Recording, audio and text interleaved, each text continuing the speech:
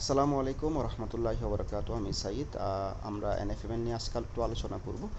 বর্তমানে আমি hourly pattern খুলে রাখছি, আপনারা দেখতে পাচ্ছেন।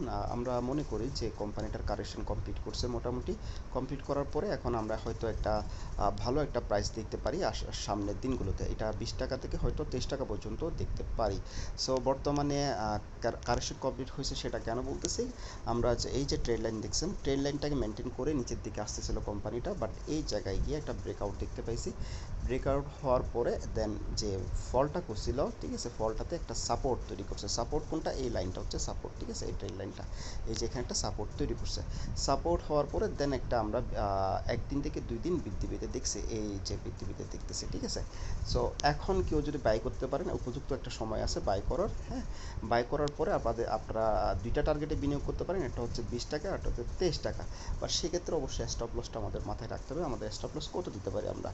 আমরা দেখতে পাচ্ছি যে এখন 18 টাকা 40 পয়সাতে অবস্থান করতেছে। হ্যাঁ, এখানে একটা ছোট্ট একটা রেজিস্ট্যান্স আছে, এখানে একটা ছোট্ট রেজিস্ট্যান্স আছে, হয়তো এখানে এটা ব্রেক করে ফেলবে। কারণ যে এই যে ব্রেক করছিল এখানে, বর্তমানে যে প্রিভিয়াস যে ডেজগুলোতে যখন ব্রেক করছিল, ব্রেক করার পরে এখানে সাপোর্ট পেয়ে যখন উপরের দিকে আসতেছে, আমরা এটাকে ব্রেক করতে দেখতে পাবো ইনশাল্লাহ।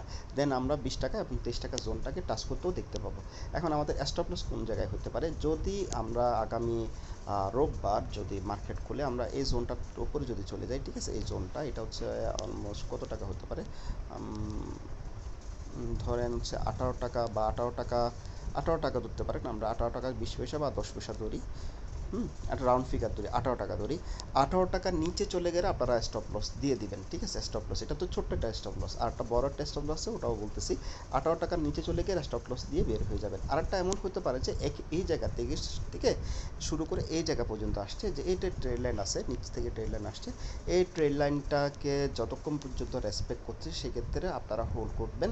এটাকে যখন বেঁকে যাবে তাহলে আপনারা কি করবেন? সেল করে দেবেন। ট্রেড লাইন যতক্ষণ পর্যন্ত রেসপেক্ট করতেছে মনে করবেন যে এখনো পর্যন্ত এটা, এই যে ব্রেকআউট হয়েছে এই জায়গায়, ব্রেকআউটটা সাকসেসফুল হিসেবে গণ্য হবে। এটাকে যখন ব্রেক করে যখন নিচে চলে আসবে বা 17 টাকার নিচে চলে গেছে, সেই ক্ষেত্রে প্রিভিয়াস যে সাপোর্টগুলো আছে সবগুলোকে ভেঙে নিচে চলে গেল, তাহলে আমরা যে ব্রেকআউট হলো এখানে, ব্রেকআউটটা ফলভাবে ধরে নিব, ঠিক আছে, ফলস ব্রেকআউট ধরে নিব। তারপর এই যে এখানে নিচে চলে গেলে তাহলে আপনারা স্টপ লস দিয়ে বের হয়ে যাবেন ট্রেড লাইনটা, ঠিক আছে। ট্রেড লাইন যখনই আপনার ব্রেকআউট করে ফেলবে, আপনারা স্টপ লস দিয়ে বেরো যাবেন। সেটা হচ্ছে ট্রেড লাইনের উপর নির্ভর করতেছে ওই সময় কোন প্রাইস থাকতেছে। আপনারা কী করবেন?